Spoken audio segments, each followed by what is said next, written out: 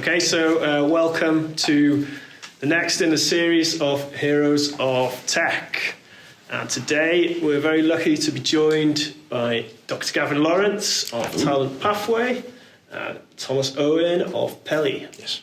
So before we begin, can I ask you to give yourselves a little introduction, tell us a little bit about yourself, what your position is in the company, and then a little bit about what each company does. Tomos, I'll start with you. Lovely, yeah. So I'm Tomos from Pelly. What we are doing is building a platform for football clubs to use to help manage their data. So there's loads of data in football. There's almost too much data in football. Clubs are feeling very overwhelmed, and so what we're building is the platform to sort of get rid of that overwhelmed feeling and make it a bit easier for them. I'm one of 3 co-founders of the company. What I do day to day is look after the customer experience. So make sure that the product is nice and user-friendly, take on any feedback the customers have, which is lots of feedback, and pass that on to the product team. And also some work on the academic side, so academic collaborations as well. So cool. There we go. Thanks, Thomas. Might come back to those academic collaborations in a bit. Sounds interesting. Hi, I'm Dr Gavin Lawrence, as you know. So I'm an academic at Bangor University, a senior lecturer looking at talent development. For those post-92 universities, that's associate prof. And then I'm the Chief Operating Officer and founder of one of 5 of us in Talent Pathway ID. And similar to Pelly in a way, but we're looking at helping, I guess, sports get around the challenge of how to identify, deliver and develop talent effectively. So we do that through data analysis, and we offer I think we are the only company that offers an actual framework to collect data, and probably the right data around talent development, which is that academic side of linking into it, as opposed to just large data, more tech, more stuff, more noise. Yeah. It's actually about making that more efficient and collecting that across what we call talent drivers, essentially. Talent drivers. Yeah. So with talent drivers, are we talking about kind of performance for athletes, or is it other areas? It's both, really. If you think about it, it's if you want to get high performance or development at any age or stage, really. So you could be at the top end of a football or sports, whatever it is, or right down at the bottom end, hoping to get there at some point. Both massive value for companies. Yeah. You could potentially sell talent down the road and make a lot, or they're producing stuff for the performance down the road. And obviously you've got the high performers, and everything about that is a recipe. Yeah. It's a complete picture, from your family values, your psychological beliefs, the training you've been doing, nutrition, sleep, well-being, right through to the training that you did yesterday, the skill development you've been doing with a coach. Yeah. And that framework pulls all of that together. And what potentially other tech are doing is looking at 1 or 2 of those things in a bit silo. Yeah. And then saying, right, we really know loads about nutrition. But how sleep affects that, we don't know, because we don't look at sleep yet. Someone else does that. Or what training they've been doing, or what the psychology is. They're all interlinked. It's a big recipe. And we offer the sort of ingredients around that recipe that then sports can dive straight into that. Cool. They also pull their data in. That's also quite a headache with the tech sometimes. Plug in data from lots of different areas into Talent Pathway. Which creates, that's one of the talent drivers. So we've got 7, and one of them is your data. Yeah. But what we're finding is the more we offer the talent drivers to clients, the more they start to realise that actually you cover most of the stuff that we need to answer the questions that we have.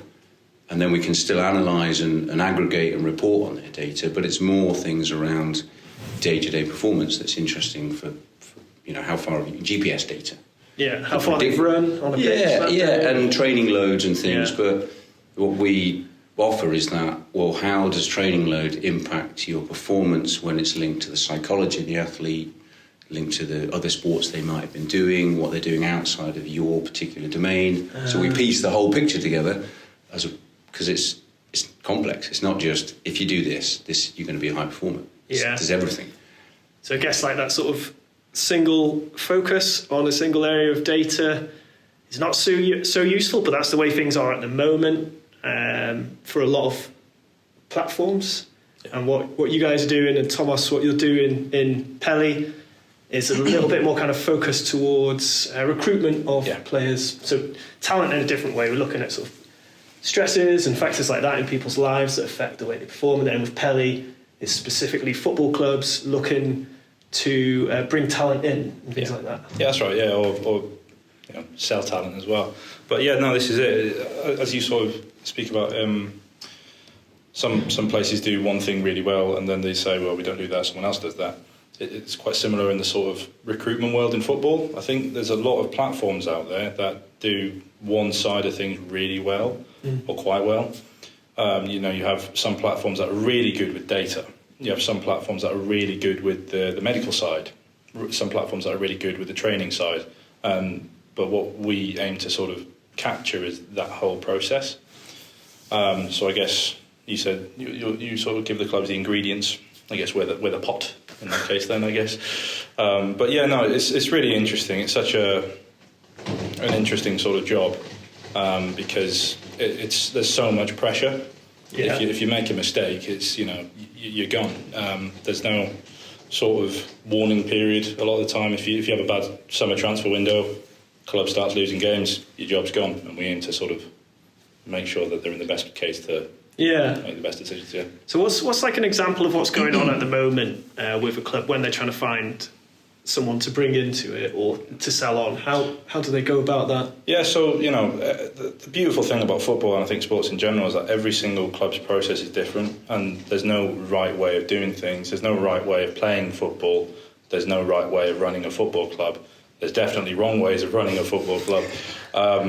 But everyone's got an opinion on that. Well, this is it. Yeah, everyone's an expert at that. But yeah, I think at the minute the main job is handling all the information they have, because sort of whatever level you're playing at, be it the Premier League or sort of Football League 2, or even sort of lower than that, the National League, you've got loads of information. You've got loads of potential players you could sign, and you just have to try and manage all that. But if you imagine clubs at the minute use over 10 platforms just to look at one player, and if you have to repeat that process for more than one player, so you're sort of just opening and closing platforms and tabs, and you're wasting lots of time just trying to find information. What we try to do is get rid of that time and have the information there for them. And presumably missing as well. Well, this is it, yeah, exactly. Yeah. Exactly, yeah. If you spend so much time looking for it, then yeah, you're far more likely to miss something that might be the difference maker. For example, social media. Yeah. If a player's posting things on social media that your club doesn't agree with, that you maybe haven't thought to check. Yeah. And then he joins the club, he's just not a good culture fit. Yeah. That could have been avoidable if you'd had a look, but there's so much going on, it's hard. Yeah. Interesting. Tricky plugging all of that in, isn't it? Finding where all the data exists and then figuring out where it goes into your systems, right? So how do you go about that with Talent Pathway? So I guess we've done the reverse of it. So if I give you a history of where it's born from, so one of the founders did his PhD with me years back on talent development, and my task to him was, this is pretty easy because your PhD student's going to get all the data. Go and collect all this data from all these players across all these different things that make up high performance and talent, and that'll be your 4-year PhD. In a nutshell. And then at the end of that, he said, this is the right way to do it, as in we need to collect and understand all this data, but this is the wrong way to go about it.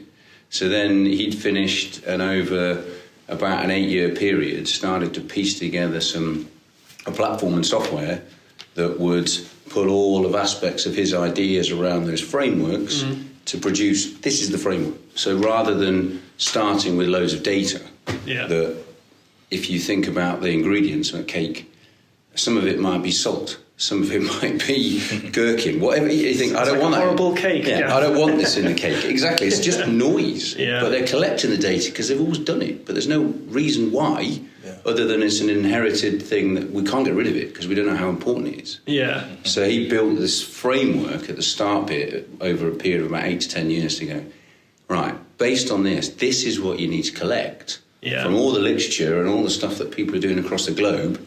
If you collect this data, you will be able to develop talent. Yeah. And we will analyse it in the platform to tell you of all those drivers, which is most important for each person at each stage. And it isn't one size fits all. The talent drivers are, but if we put you into it, for you to be successful, there'd be a pattern of, machine learning pattern, and AI would say, this is what makes Tom perform well, and this is what makes Gav perform well, and this is what makes Tomos perform well, and they would be different, and then we would get individual development plans for you. So that's how that works. So we offer that, and then we help the athlete, the coach, and the organisation collect and have that data. And then when we pull in their data, that's the headache bit at the start. I said, we can pull their data in and add it, but most of our clients, after a period of time, are starting to say, okay, we'll keep that separate. Yeah. We're getting what we need from this. We've got a decent framework to work with. Because you've seen the results come out of it. And it is literally, it goes from birth. So it's like a human birth, not a software birth. Yeah, human birth, the birth of the athlete, if you will, because there's influences around when you're born. Yeah. The date of your birth, the quarter that you're born in. Sounds like horoscopes. Now. It is, yeah. The town size that you're in, all of those influence the sports you played, what you do, and how successful you could be, and where you've come from, and also limit your talent pool. So you might be selecting talent from one area without knowing. Yeah. You're missing thousands of other potential athletes just because you haven't got an academy near to it. Interesting. So, right up to how much sleep did you have yesterday? Yeah. Because that's going to affect your performance. And all of those are interlinked. So we offer those talent drivers, in the hope in the knowledge that that's enough, I think, for the clubs to identify, develop and deliver talent individually. Yeah. And then if they've got other data, we scaffold around that. Yeah.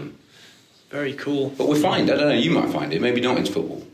The football clubs that we've worked with and had pilots with and stuff, they have much less data than you think. They have a lot of data. Yeah. But they just don't know how to access it or why they're collecting it. Why they're collecting it, So you get thousands of GPS data points every day. Yeah. You say, what do you do with it? We monitor training load, but we don't really... There's just some numbers in a spreadsheet. And it sits there, and the next day we get more. Yeah. But we need to do something with it, and we do a little bit with it. But if you told them, don't worry about it, take it away. Oh, no. We need to keep that. So that's... Data's valuable. Everyone knows that phrase, right? But, what do you do with it? Have you noticed organisations and clubs, the attitude changing over the years towards how they integrate tech into what they're doing? Mm-hmm. What they're doing, with Pelly, for instance. Yeah, so there's a big thing in football after the Moneyball, where using data to find undervalued players in baseball took over, and then eventually made its way to football with clubs like Brentford doing fantastically, going from lower leagues of English football, being one of those clubs that historic old club, lots of lovely tradition, but no real Premier League aspiration. But then they sort of implement a data-driven approach as it was, and they managed to turn that into a Premier League club where people are starting to ask, well, could they play in Europe? Could they even go above that as well? So that was achieved through using data and sports tech sort of effectively. But now, as with many things, once something booms, things go a bit too far, and everyone goes data-driven. But now it's data-informed, not data-driven, because... Should we write that one down? So I would go one stage in that. Data-informed is the step, I think, where we were. Right. The step now, the future, is evidence-informed. Yes. Because you can be data-informed. We could get data off... We could collect data on shoe size and put it all in a pot, and it would, whether or not we've got beards. I haven't, because I'm going to talk about hair next. Whether or not we've got hair. See what I did there? Taking on me. Yeah, right. Shoe size, all sorts of stuff, and we could look for patterns in what predicts performance, and we could monitor, have it, and it would give us a pattern, but it would give us a pattern that isn't actionable and isn't usable. So what we should do is have the data that you're putting in, so if you go right back to the beginning, needs to have a rationale for being input. It needs to have a theoretically driven, it needs to be evidence-based, so that the output you get is explainable, actionable, and evidenced. So it's not data-driven. Yeah. The next step is it's got to be evidence-driven, because if we stay at data-driven, we're just going to collect more and more data from the more and more tech that's available, and add more and more noise. And we'll end up serving our current biases, I think. So, would be helpful You just go for those kind of biases once more. Well, if we go to the bias, then we're not going to change practice for the better. So I'll give you a good example. We talked about the relative age effect earlier, which is what month were you born in? November, so you're quarter four, like me. When were you born? December. Oh, you're quarter four, so we're all unusual, okay? Sorry. In terms of the sporting world, I like to think the earlier in the year you were born, the more chances of success you have. And the early data from that is hockey and football. And that was 40 years ago. In the 80s I found that out. And the reason is that people are looking for big, strong players when you're young, because that predicts talent. Sure. That's your bias. We don't know. We wouldn't be able to guess what. Quarter four.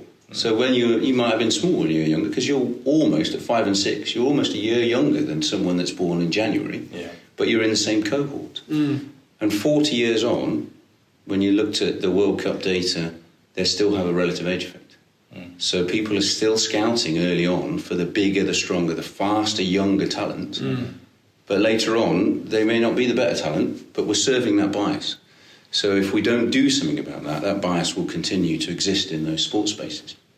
And that's just one example, and you think thousands of data points that we're collecting, and the human has a bias around it.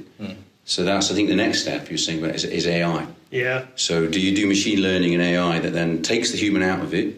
It says, this is what's making, from all the evidence data we put in, this is what you should do. Yeah. And then your coaches can go, like our example of our platforms, they just close the laptop and go, we're not going to do that. Yeah. That's fine. Yeah. But it gives you something that no one else in the room is going, yeah, but I think this.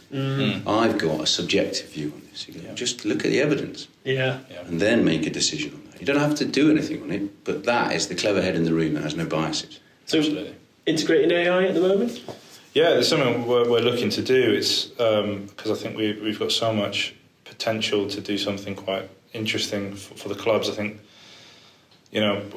ways they can sort of look through their reports and ask an AI a question to say, out of all the reports I've got from my scouts, which ones came up best in shooting attributes, or I've just lost this player, who could replace it from the list of reports I have, stuff like that. It's really interesting, and I think what we're trying to be sort of wary of is not just throwing AI in for the sake of having AI in there, because I think that's when you lose value, because I think it has to serve a purpose. But we're really lucky. We're working with some interesting people to sort of facilitate that, and it's definitely something we want to bring in. So it's like the AI in that instance is a specific expert rather than a sort of a generalist. Yeah, so I think the way we sort of were thinking about it was like an AI sporting director. Yeah. Not coming for their job, but to help them out, to say, here's something I noticed from the data coming from the AI. So to help them make a better decision. It would never offer an opinion, as you say, evidence-based. It would be completely like, this is what the information from your scouts and from the data says that is a good idea. Whether you take that or not is up to them. But it's really interesting, and I think the possibilities are endless. It's exciting. I think we use AI in TPID at present. Yeah. But we do use it to offer some suggestions as well. Yeah. But only on the evidence. Yeah. So it sounds a bit daft, but this is the pattern of the results we've got, and the AI will suggest, of all of these 7,000 data points in the talent drivers that we collect regularly, it can summarise and do magic things with that, with all the algorithms and machine learning. This is the pattern for you, and it might only be 10 factors that you need to focus on. Yeah. And then it will make some recommended goals about to increase those, and which are the low-hanging fruit and which are the ones that you want to maintain as they are. Yeah. And then it looks at the data we've input about people's goals and training they've done, and if it's to improve, I don't know, we'll keep it relatively lowbrow, I guess, just running speed. Yeah. Then these are the things that some people have done that's increased their running speed. So we recommend that you might do that as an athlete. And so that's the athlete level of AI. And then the coach will log on to their platform and get an aggregated look at all their players. And it might have things like the AI recommends that here's a player match. So if this person is substituted, this might be the best match for them. You might not have thought about that. Yeah. And then make some suggestions around that. And then at the organisational level, when they open their sort of dashboard, it's got all the data. They might be interested in where's talent coming from, where are you not getting talent from across the globe, and then the AI will make some suggestions about what they might want to do in that area. And then the other place we're using it, I guess, is on coaches have to write reports regularly for each player and individualised training programs, and it will produce those for each player based on their data that then the coach can edit as they see fit, but it really makes that more efficient. So it's not only is it evidence-based, but it's also going, and this is the email that you might want to send them. Yeah. And then you can have a conversation with them and communicate a bit better. It's about saving time and making efficiencies, but not taking away those decisions from people. Yeah. And it's sort of like what I'm hearing there is two different approaches to AI. I don't want to dwell on AI too long because it's not everything that you guys are about. Yeah. But one approach there is sort of suggestive AI, and the other one's like an interactive type of AI where you can ask it questions and it'll give you feedback based on that. So it's two interesting ways of using it, if I'm right in thinking that. Yeah, I think there's quite a few similarities as well, in the sense of it would sort of look at the evidence and say this is a good idea. In the sort of the numbers say this is a good idea. But how that sort of takes place and how that manifests into the platforms, it's sort of up for sort of debate. So it's really interesting. It's really exciting. It depends on how the client wants to use it. So some clients are not interested in it at all, and others are. First of all, they're saying, just hold off on that. We'll feed it our goals and our suggestions and our action points into the system. Yeah. And then we'll monitor, the system will then monitor how effective they are. Yeah. And then start, the more data you put in from the talent drivers, the more you're driving it in that, the more intelligent the system gets. Because we are using AI when we do the analysis. If machine learning is deep learning, it is an artificial intelligent algorithm. It's just not what we're used to, like ChatGPT and the others that exist, where AI is, I ask it a question, it answers it. Yeah. AI is just deep learning of large data to sort of self-understand that data. And the more you feed it, the more intelligent it gets in that single space. So we're using that a lot. And then other clients are, they get that with the system. That's the back end of it, the analysis side. And others are saying, you give me the suggestions.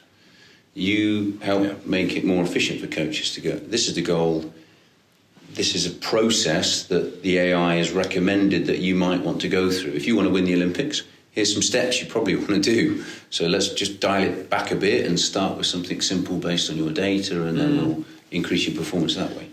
Cool. And they enjoy that. That's good. They see that the benefit in that. Well, I can definitely see the benefit in it. So much data points, so much going on.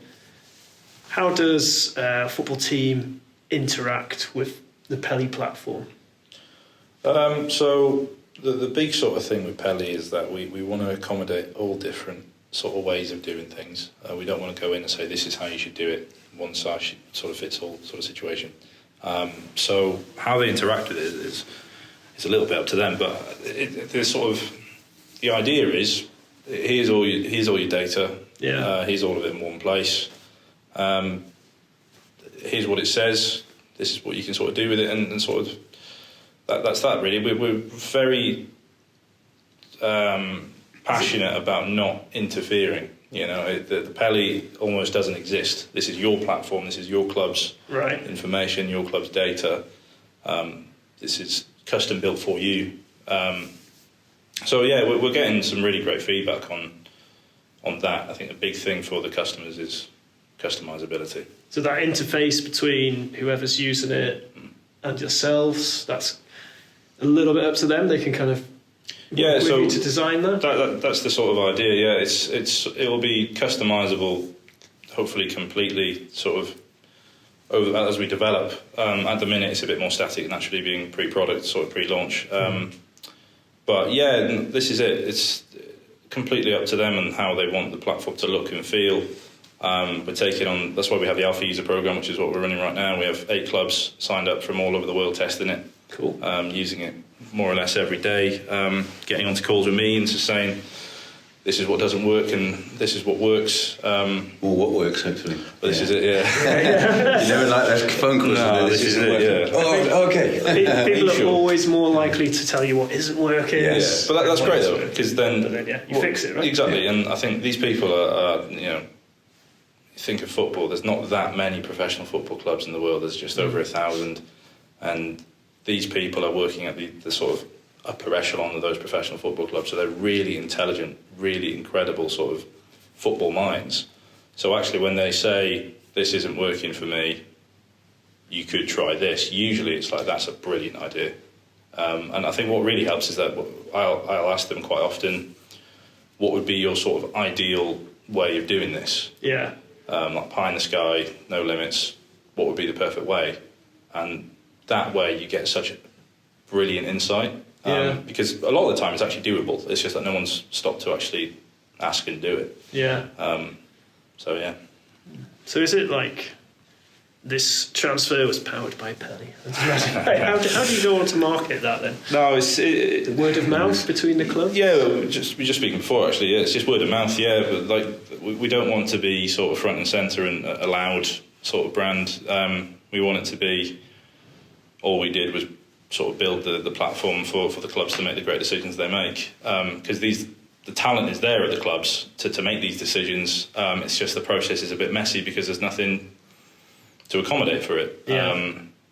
You know, Man City, Liverpool, Barcelona, Real Madrid, they have the time and therefore the resource to build stuff like this themselves to some degree. Yeah. But you know, Fleetwood in the Football League, they don't have the money or the time to risk trying to build something like this themselves. So to have that sort of infrastructure in place, it really sort of closes that gap.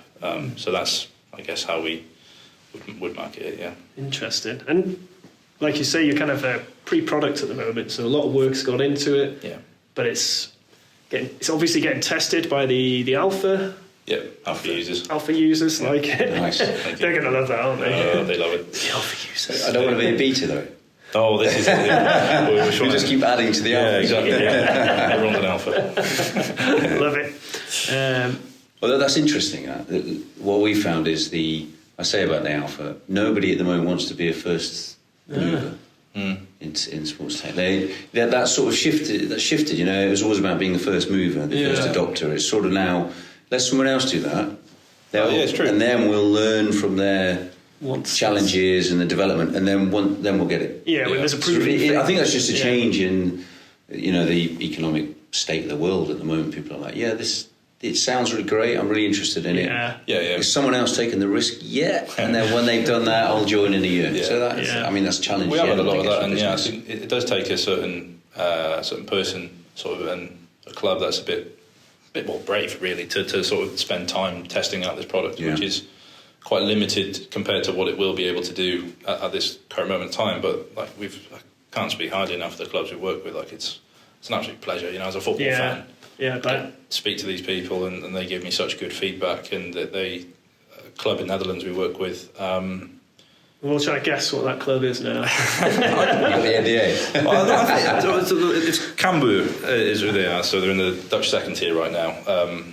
And the bloke I speak to there, Ruben, it's brilliant. He'll send me like a mock-up, say, I showed this to my scouting team, this is what we mocked up as what could be a good version of the report template and stuff like that. And I'm like, that's just brilliant, you know. And it's like, can you fix this for me because it's not working, and I want to show the staff at 12 I've got a meeting. And, you know, that's incredible. Yeah. The fact that someone's taking time out of their day to actually get feedback for us, it's just incredible. So, yeah, lots of that, but the ones that when they adopt it, and they're absolutely brilliant, yeah. Same question to you then, Gav. What's that interface look like? How do they interact with it? And also, can you tell us about any clubs or organisations you're working with? Yeah, I'll do that a bit after. We've had similar thing. We've had some alpha. We don't call them alpha users. We've had some alpha users across different sports and different, beyond just traditional sports as well, some e-sports stuff as well. But how do you interact with it? We have 3 platforms in the software, really. We have one for the athlete, one for the coach, and one for the organisation. And that a little bit goes back to the talent drivers in the coach, the athlete and the organisation all interact together to make performance. You can't just look at one, you've got to look at all three. Yeah. And that's in each organisation has different culture. You talked about that before. So what Manchester United might be doing won't work for Liverpool. So you have these things look separate. But you have the athlete will log into their platform, they can enter data, and then we use AI there. As soon as you input data, you get feedback about what you've done and what you might want to do about it, which is missing, I think, in a lot of stuff. You input data and it goes off there somewhere. And that's it. And you go, what are you doing with my data? Yeah. I'm not doing that again next week or tomorrow because I don't get anything from it. Yeah. It's just more time out of my day. And then the coach, so then they'll get athlete will get individualised feedback around that and ideas and goals that they might want to work on. And then the next data they feed into it starts to link to those goals. So that's how they would use the system. It's like a sort of smart Strava, something, in that sort of way. Yeah. And then the coach can log on to their platform, select individual athletes or selection of athletes and look at what's most effective in this athlete's psychology, what's most effective in their training, what's most effective in health and well-being for them, and then what might I want to do for each athlete. So you can click on an athlete and see where their easy wins are in their psychology. Like tweaks. Yeah, little tweaks. And you can model stuff as a coach. So you could click on a particular, let's say we click on a particular S&C, so strength and conditioning test that they might have done. Mm-hmm. And then you could say, if we do this, what will happen to their performance? So based on all the data we're putting in, you could suggest, if we're looking at squat, if we change the angle of their upper body, what does that do to their performance? And you can do that for each athlete. So you can make some predictive models with the data. The more data you get, the better those predictive models will become. And then the organisation can see just all of that data. And really, as a CEO or as a performance director, I'm probably not interested in that. It's a coach's side of stuff. What I'm interested in is what's the transition from under 15 to under 16, under 16. Who's transitioning well? Yeah. Who is performing well for us? Yeah. Have we got a year group or something that appears to not be transitioning as well as it could? And then let's go and have a chat about that. Right. So the organisation gets that sort of over. And they each have their own dashboard, each stakeholder. That's cool. That's different for what we've learned from their needs. Is there like an overall team view sort of thing within it? So that would be the org. So the organisational dashboard could look at each individual athlete, each coach's data set, all the data. Yeah. But GDPR has been great, right? You tell me. Yeah, right. But so on the basis of that, what an athlete can see is really only their data. Yeah. And the information that they want. What coach can see is the user permissions around their athletes, providing the athlete has said, yes, you can see my data, obviously. Yeah. But the org has got contracts with all of these players and do what they need to do at the back end. And then it's a strategy thing for them. So really it's a individualised training plan for the athlete, a bit more of a informed data analysis system and an insight system for the coach. Mm-hmm. And then for the org, it's a strategic overview of all of their data and their talent. And what's the trajectory of their travel going to be. Got you. Yeah. What sort of organisations are you working with then? So obviously Pelly, you've got football, that's pretty defined. Sounds like you might have... So we've got a number actually, but so I'm just trying to make sure the ones I can talk about now, and the ones that we've had, and there's still football clients. I'll be really this is poor. A top-flight European football club in Portugal. I'll do that in Portugal, yeah. Portugal. I'm not going to tell you that. We're working, I can tell you this, we're working with Badminton Island, so we have an ongoing contract with them, looking at their basically 28 and 32 Olympics, so the athletes that are going to be driving up towards that level. Cool. We're pretty early on in that. We're 18 months in terms of the contract side of stuff, or the discussions, but in the signing of that and the development of their system and all that, we're in about month 3 now, so that's really quite exciting. We are in discussions with Thai Golf, so that'll be a big driver. So Thailand or Thailand, Thai golf, Thai golf, that would be nice. Yeah. So Thailand, again, it's the same problems they have, large data sets. What do we need to look at to help the next talent? And that's quite exciting because their first project will be Ladies PGA for LA 28. So it's a good little strapline anyway. LA, our ladies, okay, can get that in there. They've done all that stuff their end. But it's an unlooked at market. You know, we're looking at talent drivers typically across that male space, but we're overlooking 50% of the population. So there's some clients in that space. We have a strength and conditioning sort of partnership that we've embarked on with another individual down in London that's Be Kinetic. And they're looking at the same process of those talent drivers, but around a fitness-based app for schools and academies and earlier stages of performance in there. So do this is the program that works best for your goals. Of all the data you input, this is what's helping you succeed. So the same back end as TPID, but with a different front facing.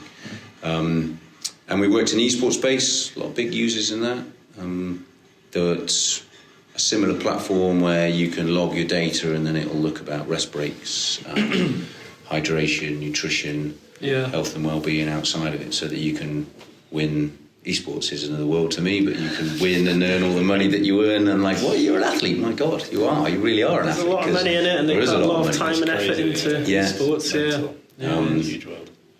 So multiple sports. Fantastic. Hockey, lacrosse. Lots of things going on at the moment. And it's great to see two different approaches there in sports tech. You've got that laser focus on football at the moment, and that's a fantastic market. And then you can offer it out to everything from badminton to golf as well. I think the main bit is that the talent drivers are for high performance and talent. And there's a lot of data in those, but they've all come from literature that says at some point this one bit that we've looked at is important for expertise development or high performance. And if you look at high performers across the different spaces, apart from the sport-specific training they've done, they all look fairly similar people. They've all got a similar sort of psychology, similar sort of drive, motivation, often played multiple sports. So this talent driver package that we offer fits a lot of different sports, and then you just put the relevant data for those athletes and all into it. So it's really scalable. It's got a big scope. Cool. So we've got about 5 minutes left, and I'm going to ask one of those terrible questions, which is really hard to answer. So I'm going to ask it to you, What's Tomos. your wife's birthday? How did you guess?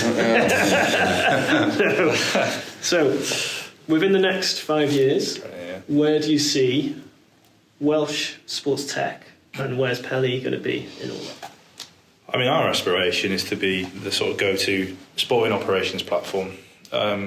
Simple as that, really. Obviously, we're in football now. We want to grow to different sports. Started in football because it's what we know. But I think for Welsh sports tech, I think the sky's the limit, really. Like we've seen it in other industries, like I want to say food. Welsh food is booming. We've got, I love cheese. Anyone will know. It's booming industry. So it's sort of when the country backs something, it can really take off quite heavily. So I think if you see companies like us, like Gav's company, and everyone like that, hopefully it'll gather that momentum and we'll be in a pretty good place. Because I think what we have here in Wales, which is quite unique, is this sort of, it is very small, but in a good way. Like everyone knows everyone, which can get a bit weird, but like everyone knows everyone and everyone likes to support everyone. And actually, generally, if you're doing quite well or you have sort of big aspirations, there are people that will say, let's do it, and they'll get right behind you. So I think it's an exciting sort of time for it, and we're really excited to be part of that journey forwards. Do you see more companies, Wales becoming sort of recognised as a sports tech centre? Hopefully, yeah. Pelly being right up there. Oh, yeah. Yeah, absolutely. Hopefully, yeah. We're a Welsh company who want to, that's part of our mission, to prove that you can do it in Wales, in North Wales in particular. Because I think there is a difference between South Wales and North Wales, and we're proud of being from the north, and we want to show that why not have a Pelly in Anglesey, Yeah, I think with that much closer to big decision makers in Wales because it's a smaller country. You know, it's easier for us to reach someone in government than it might be if you're in a country of 60 million people or something like that. Same question to you then, Gav. Where do we want to be in 5 years? It sounds really bad. I think that is actually one of our visions, is the go-to sports tech for this for talent development. Yeah. Not necessarily high performance. There are a lot of big players out there that aren't from Wales, that are across the globe, big North American aspects, but I don't think they offer some pretty impressive services, but I don't think they deliver the same level of service in terms of the insights and the outputs that you get. So we don't want to be the biggest. We just want to be, if you want to get the right answer for developing your talent, these are the guys you go to. Special forces. That's nice. We'll put that on there. Special forces. And are Wales leading it? I mean, this is the American side of me coming out. I mean, You've got an American side? No, this bit now when I answer this question. British don't do this. We won the Global Sports Tech Awards for TPID. Oh, brilliant. So back in 2022. So That's we won amazing. the Sports Technology Awards. And Vodafone, Livono, Huddle, they're all in it. Yeah. And we thought, well, we'll go in and see. But they said, what you are offering and what you're developing is, we won that sector for best coaching and performance tech. Incredible.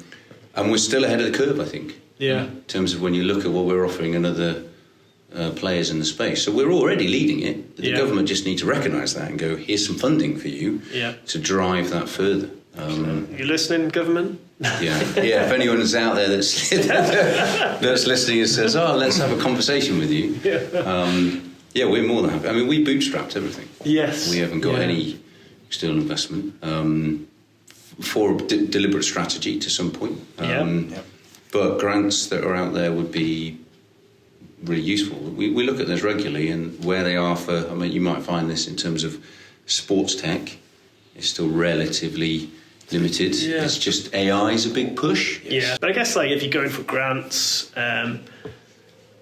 sometimes, well, most of the time the grants aren't looking to develop some kind of sports tech, but they might be looking to develop some kind of AI or something like that. And you can often tweak what you've got to make it fit into a grant. So. Yeah, it's possible. Yeah, it's possible. So being creative with it, you can make it work. But more opportunities like that would be great. And you might find this anyway. That it sounds like, because you pull in all the data, lots of aggregation across it, and the same with us. Lots of stuff, lots of data. Yeah. We do health and well-being. We do psychology. We do fitness. We do S&C. Yeah. So when you suggest that, they go, you can't do all that. That's way too much. Yeah. There's no way that people aren't doing this in one space yet. So it's you're so innovative or so far ahead of that curve that we just want someone that's just going to do health and well-being. Yeah. So we could get a grant just for that part of the system, but that's not in keeping with what it's not the mission. The mission is you've got to look at everything. You've got to look at that whole recipe, the whole cake recipe, as we said at the start. Here we go, full circle, back to the recipes. It's a nice little theme. A little theme for the day. Just going to open it up now to people online. Has anyone got any questions they might want to ask? Either Tomos or Gav today. So I'm just going to keep an eye on the chat there. I'm just looking to see if my mum's on there. She's not, by the way. But One person has to ask a question. Yeah. I won't say the name. Just not allowed. Any questions at all? Going, gone. So now. We covered everything. We covered everything, yeah. So all we're going to say is thank you very much for joining me, Tomos. Thank you very much, Gav. Thanks. Fantastic insights. Always great to hear about what's going on with Pelly and Pathway ID. Keep an eye out in the future, because I'm sure you'll both be there in 5 years as the go-to platforms. And 3 years, hopefully. 3 years, exactly. Right, Next year you'll be. There you go. That's it. Yeah. So thanks a lot. Thank you. Thank you. Cheers. Bye.